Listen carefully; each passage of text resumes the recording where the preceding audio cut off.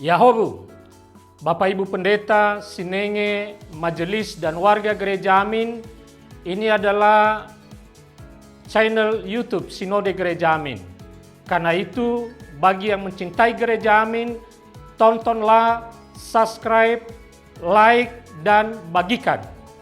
Gereja Amin yang tangguh, mandiri, dan peduli. Tuhan Yesus memberkati.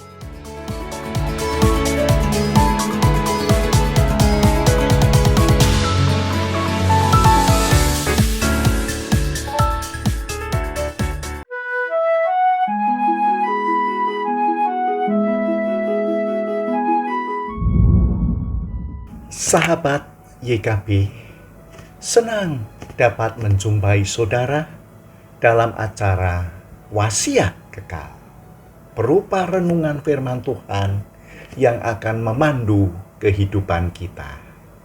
Saya, Pendeta Emeritus Agus Wianto, dari GKI Cinere. Renungan kita hari ini berjudul Kemurahan di Tengah Kekurangan.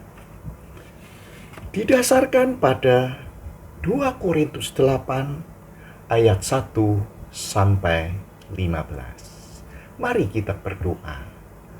Allah yang kaya dengan kasih dan kemurahan, Engkau yang selalu hadir di dalam kehidupan kami. Hari ini kami boleh merasakan berkat pemeliharaanmu, kasih setiamu yang boleh terus mengawal kami. Tuhan, Engkau boleh menolong kami sehingga kami boleh mengerti, memahami akan firman-Mu.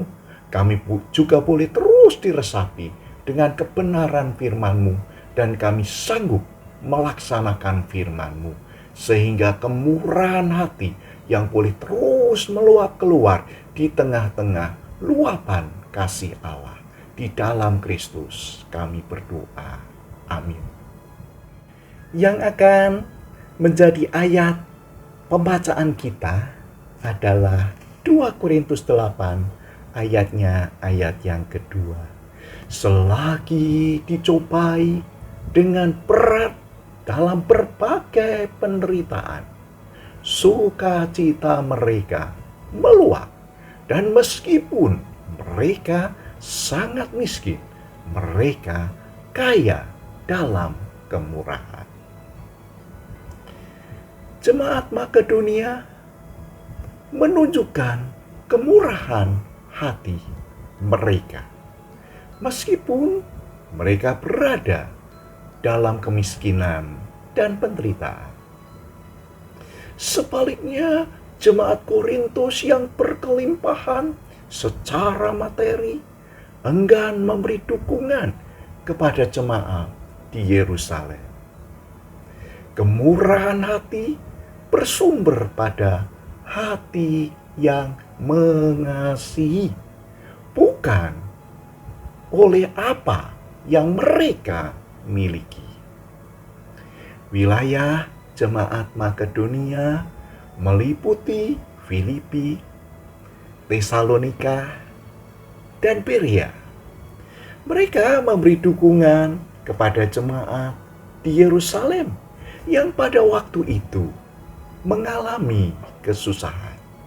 Jemaat di Yerusalem sedang mengalami kondisi kelaparan karena penindasan dan penganiayaan.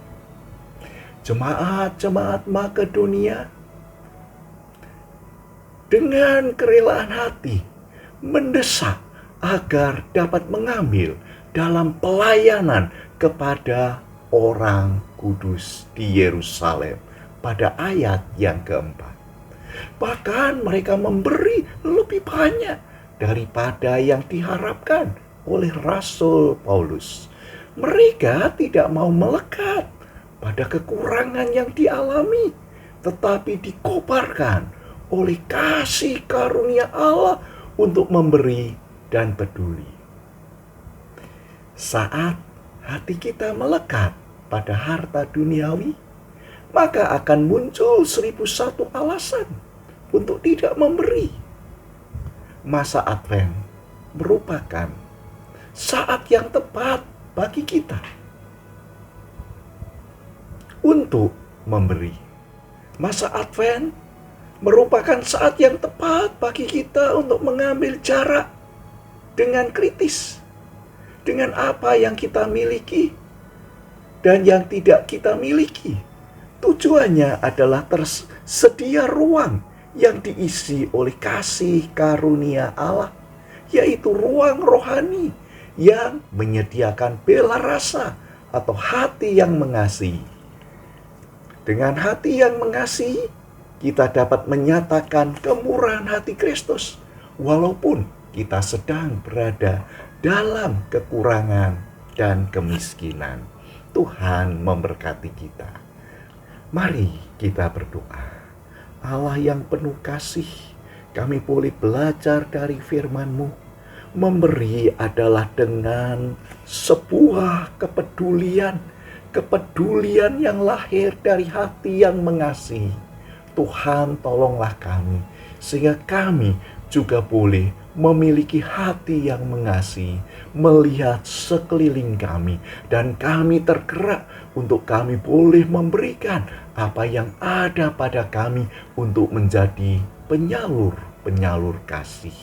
Memberi bukan berarti ketika kita lebih, kita sudah kecukupan. Tetapi memberi adalah memberi dengan sebuah hati yang mau mengasihi untuk mereka yang membutuhkannya.